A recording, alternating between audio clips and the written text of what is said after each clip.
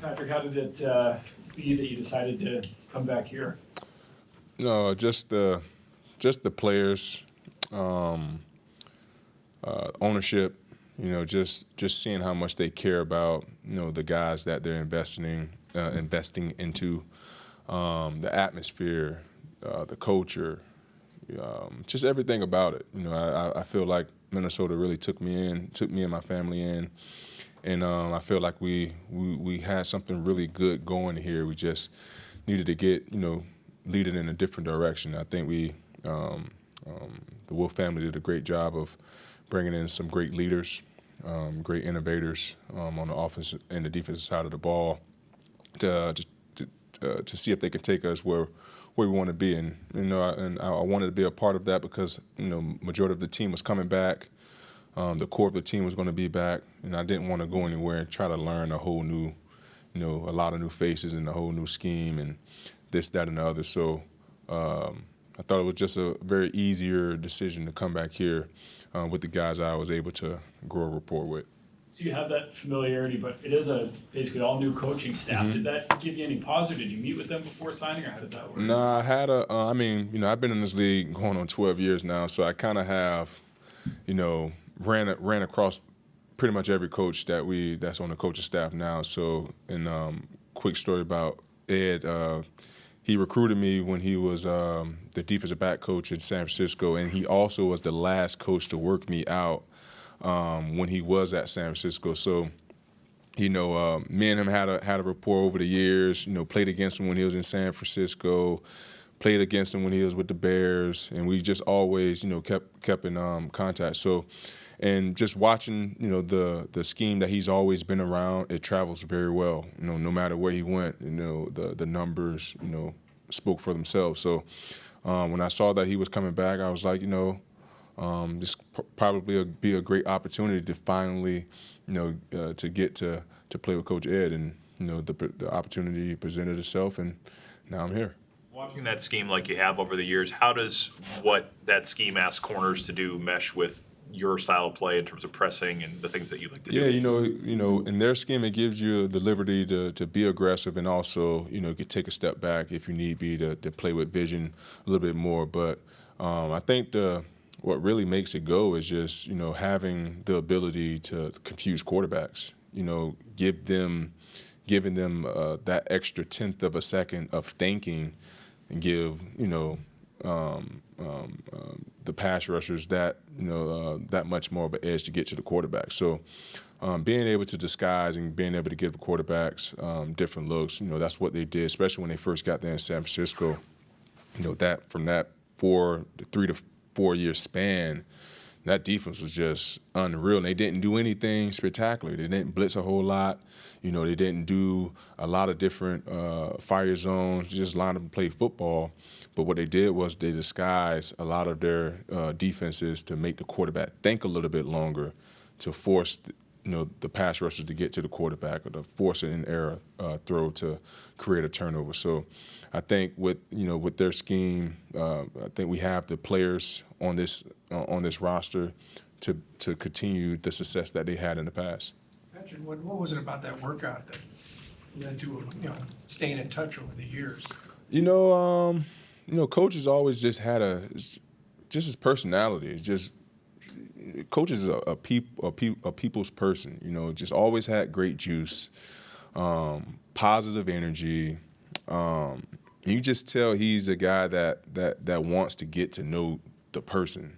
You can care less about the football player. He wanted to get to know Patrick Peterson, the person. And literally every time we met, he was always just asked about my family. It was never about the game. It was just all about, how's the family, and what's your next move. Hopefully one day we get to work out. We get to coach you, because you was one of my favorites. Why I had the opportunity to recruit you when I was with San Fran, and just things like that. Just seemed like a very genuine person, and it's hard not to wanting to be around those type of people. Patrick, I guess kind of off of that, Coach Donatel, when he was talking with us, he was talking about culture, and he sort of emphasized that multiple times, and like obviously taking the game seriously and learning, but also prioritizing and having fun too as a team and as a defense. I guess just what are your thoughts on that, or what do you think about that? Oh, I love it. And like I said, Coach, he brings a lot of juice every single day. I probably talked to Coach ever since I signed, maybe 5 times. I probably talked to him, maybe 5 times ever since that I end up making the decision to come back here. But, partnership and just being, a well-oiled machine is something that's going to help us, prevail into being the team that we want to be. And, we talk about accountability and things like that. But, if we're not having fun and enjoying the process, it can kind of make, coming into the office kind of not overwhelming, but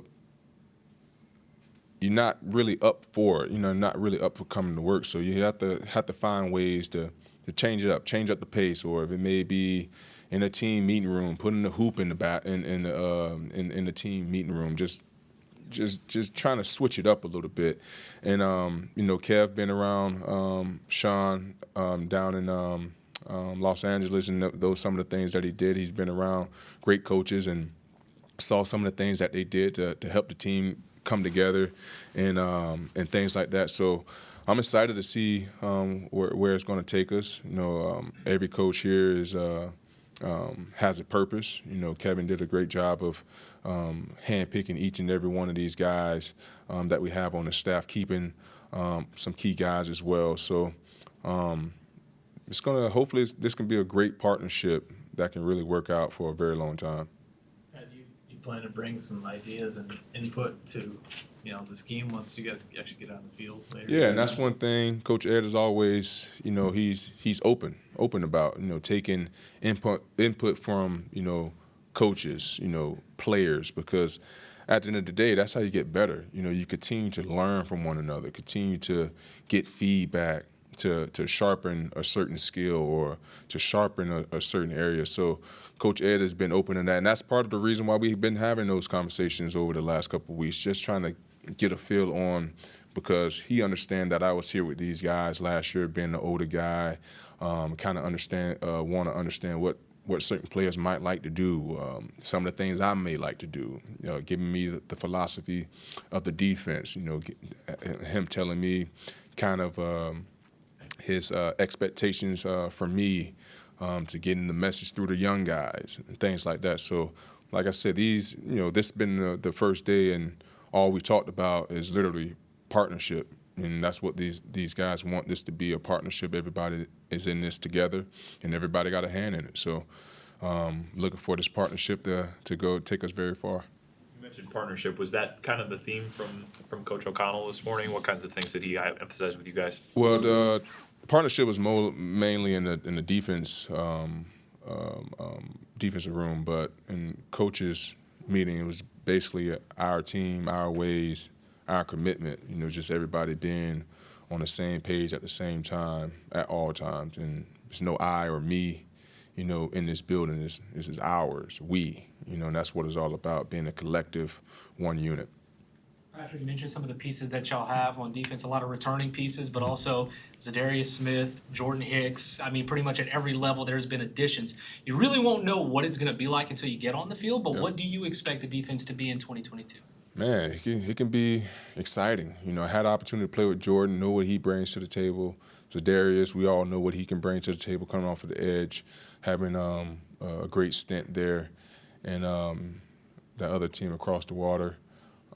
So, hopefully, he can bring that same juice that he did over there. And we all know what he can bring to the table. Daniil, what he can bring to the table. EK, Hitman. And like you said, we're stacked on each and every level. Now we just have to go out there and prove it to ourselves. It's not about proving it to, the naysayers. We got to go out there and prove it to ourselves and have a belief in the knowing that, we can beat anybody we line up across if we take care of our business Monday through Saturday leading up to Sunday. Patrick, how did you assess your game when you sort of looked back at how you play and had a chance to reflect on it? Last year I thought I played solid. With the target, with the opportunities I did get, I thought I played to the best of my ability. Thought I improved on my tackling last year, but it's just hard to get in the groove when you get 2 targets a game. It's just hard, You got, when I was getting, 90, 80 targets a game, it's much easier to get into a groove. But you get a target in the first quarter, don't get another one until the third. It's kind of difficult. So that's why for me, it's all about keeping myself trying to stay mentally focused in the game for 60 minutes because I never know when that play is going to happen. So I think last year, I had 6 to 8 targets or something like that. So it's kind of tough to make plays on 6 to 8 targets. So hopefully this year, I get more targets. Is it a compliment though? It is, but Pro Football Focus don't think so. You've been through. Oh. You've been through coaching changes. Go last one. Yeah, you've been through coaching changes before. What do you take upon it to help make this one as successful as it can be? And what was it like to see kind of the offseason moves unfold in the ways that they did with GM and then head coach and then free agencies? Yeah, I've been through, what is this, my 5th, if I'm not mistaken, 5th or 6th. So I had the opportunity to go through, a bunch of coaching changes, and that's just the nature of the business. You just have to be something that you just have to be willing to roll with. But with this one, this will be my first time head coach, though, if I'm not mistaken, because I had Steve. Yeah, this is my first time head coach. And the thing I can say that all of those guys have in common, just a different energy. Just a different energy from the old school guys like a Bruce Aaron, and BA had great energy, but it was a more of an uncle energy. It was more of a curse you out type energy. You know what I mean? It's like it's my way or no way type energy. But he was a great coach. Got his message across very fine. But I think with the younger guys, is you see. Much more of the music playing, much more laid back vibe, letting guys, be men at the end of the day. So I'm excited for the KO era and see where it's going to take us. All right, guys, take care.